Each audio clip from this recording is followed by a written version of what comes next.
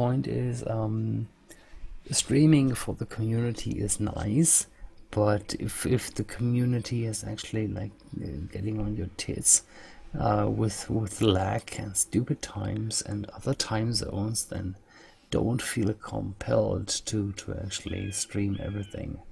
But yeah, right now I guess it is still a good time for you, so I'm glad to have you here. Yeah, I love these towers with snow on them. They look sick. I like how like towers right next to them don't have snow on them. It's interesting. Yes. And I would also like to say that the quality of this commentary is not going downhill, despite what Jeanette may think about what time it is and how late it is for me. No, I was not saying that your commentary is getting worse. Yeah, to the contrary. Sorry. I'm really happy to have a commentator here. And look at the board coming in. This is some top ass micro we're looking at here from FedEx.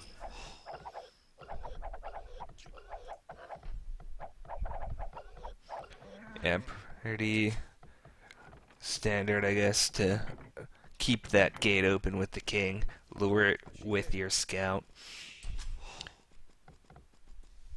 It's a map where your scout hit points aren't nearly as important on other maps like Arabia, since you have, like, these massive stone walls outside your base. So you don't have to worry about things like drushes or whatever else, building things with your villagers in unprotected locations. So yeah, it is No. quite common, of course, to see these people using their scouts to lure, hopefully successfully. Yeah, you can see Nikov's already got both his boars in with his scout, which is not as easy as you may think. Yes. There's two boars that you're trying to get two hits on and not die. They do some 7 damage each or something like that. Depending on the lag, it may be difficult. Obviously, a bit easier with the Eagle Warrior, not only because of the extra hit points, but of course because you can park it inside your town center to heal it up in between, and blah blah blah. But yeah, you can see basically all around we've got these scout boar lures coming in. It is past 4 minutes. There's not going to be a restart here. That's mildly exciting. The game seems to be moving along fairly smoothly. Ooh, Juan needs to move his king. Just move your king and it won't go outside the gate, but he is... Oh, this is super... Oh, that was nice, though. He did actually get it. He got 2 hits on that boar with his scout because because it was moving away. I mean, that was incredibly risky by him, and I'm shocked that works. No, what are you doing? What, Juan? Are you What serious is right now? going on there?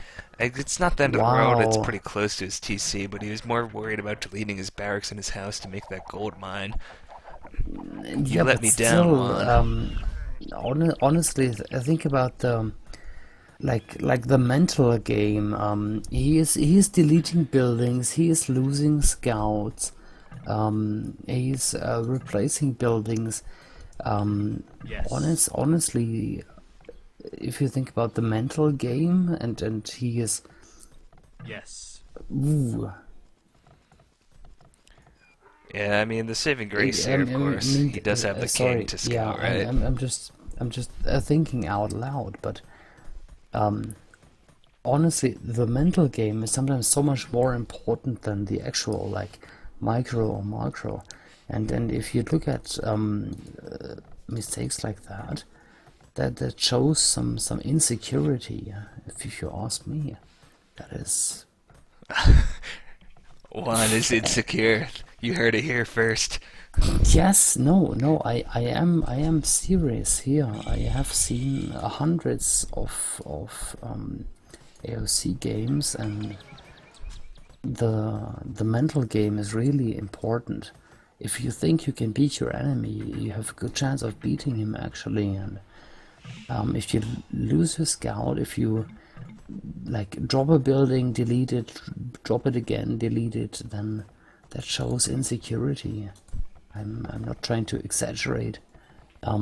Juan is a very strong player, and I'm not going to say that he is like insecure or scared or anything, but this this is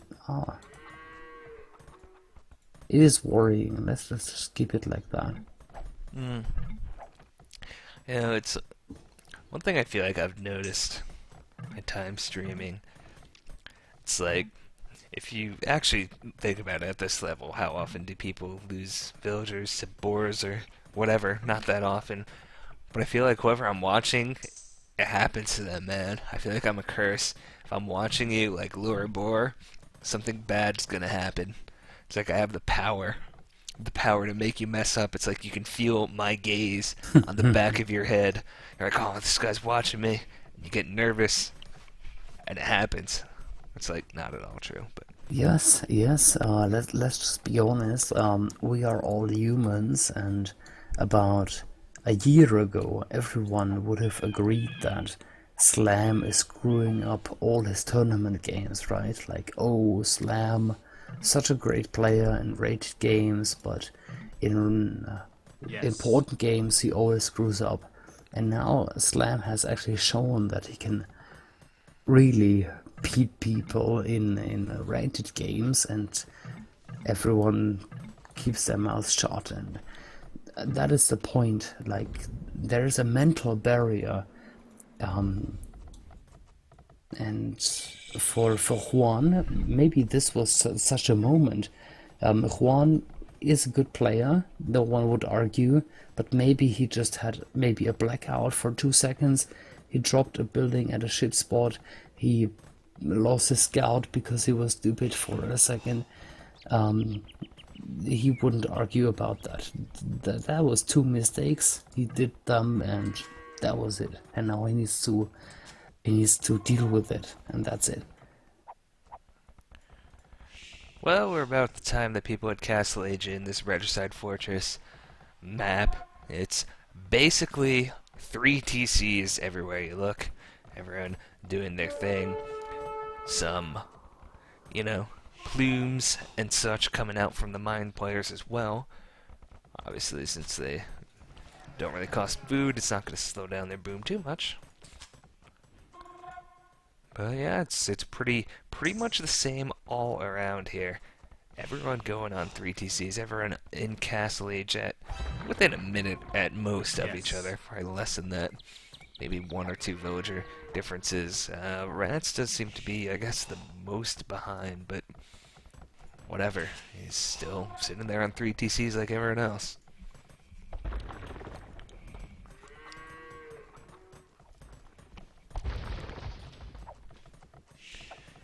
So let's see. It's, of course, expensive to get the full complement of upgrades for your plumes here. At this point, we'll see how much they actually choose to invest. I'd be surprised if they go beyond fletching. Bodkin, with its 200 food cost at this stage, it's going to be tough to keep up with 3 town centers that you're expecting to produce villagers from here.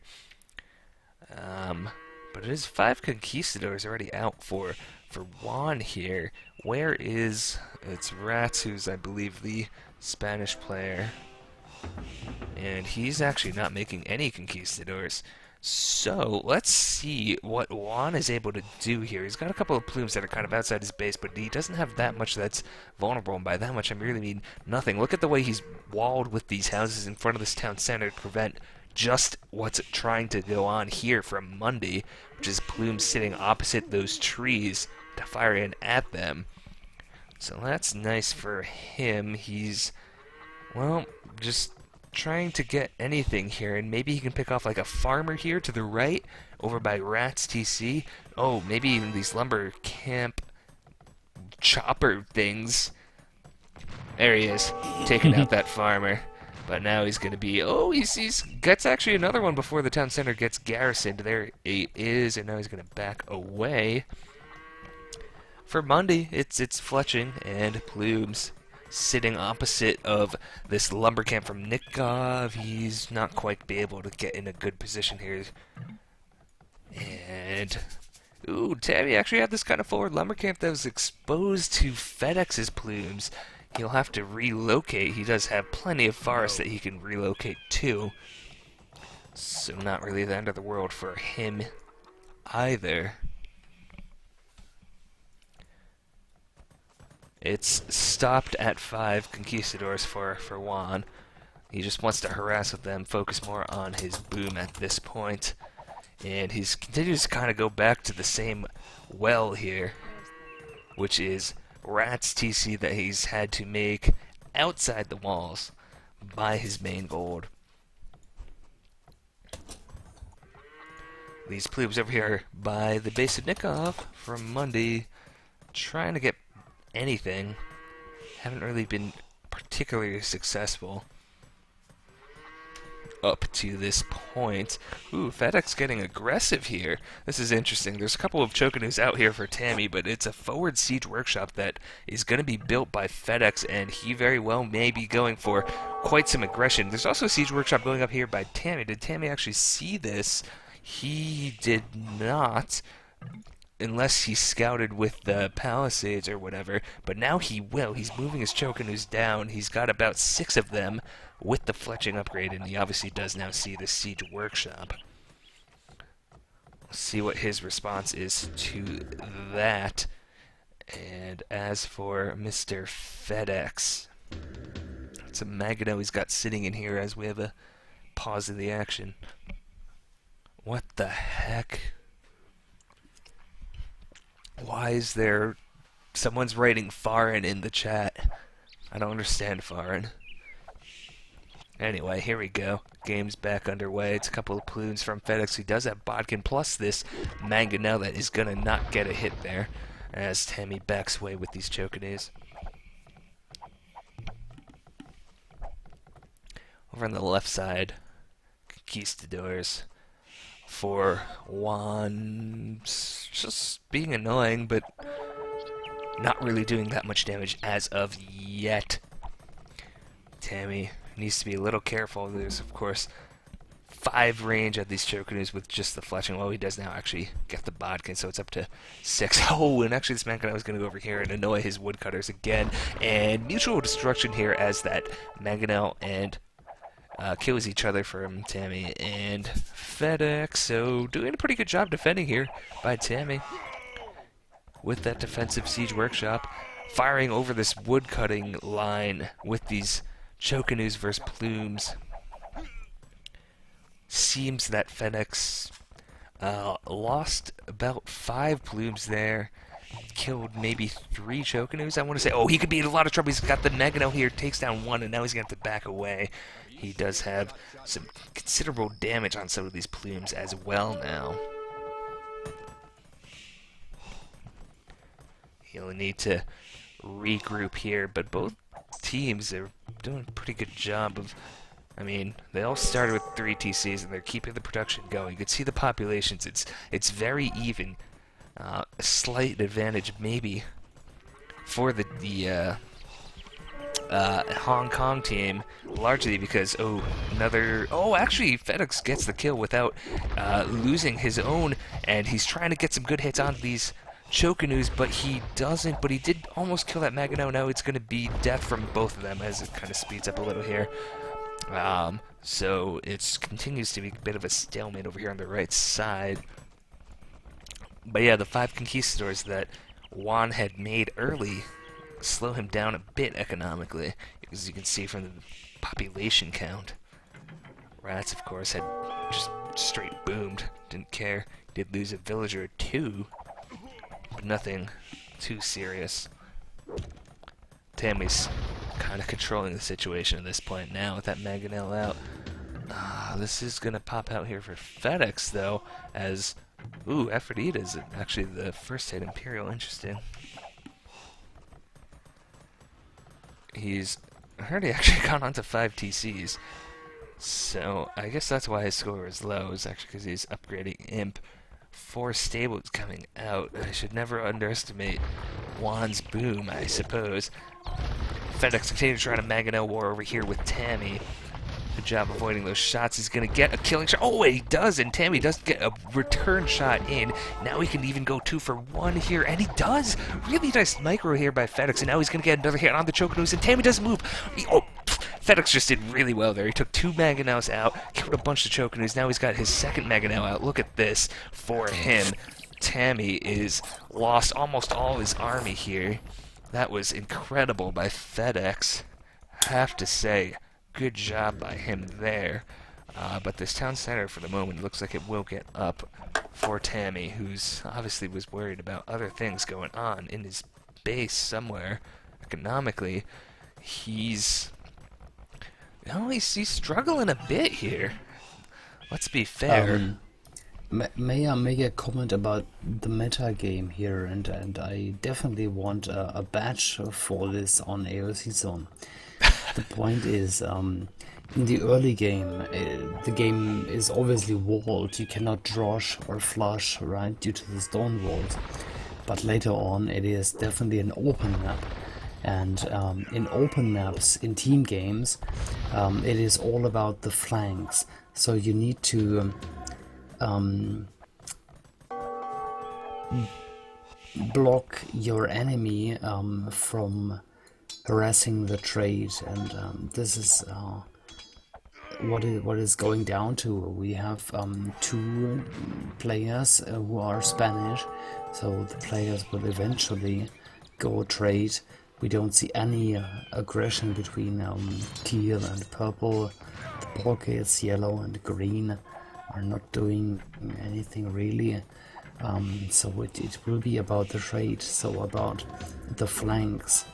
Now looking at the minimap, purple has his base towards the side, and blue really has his base attached to the side. Now it will be really about teal and red to defend the corners, if you ask me.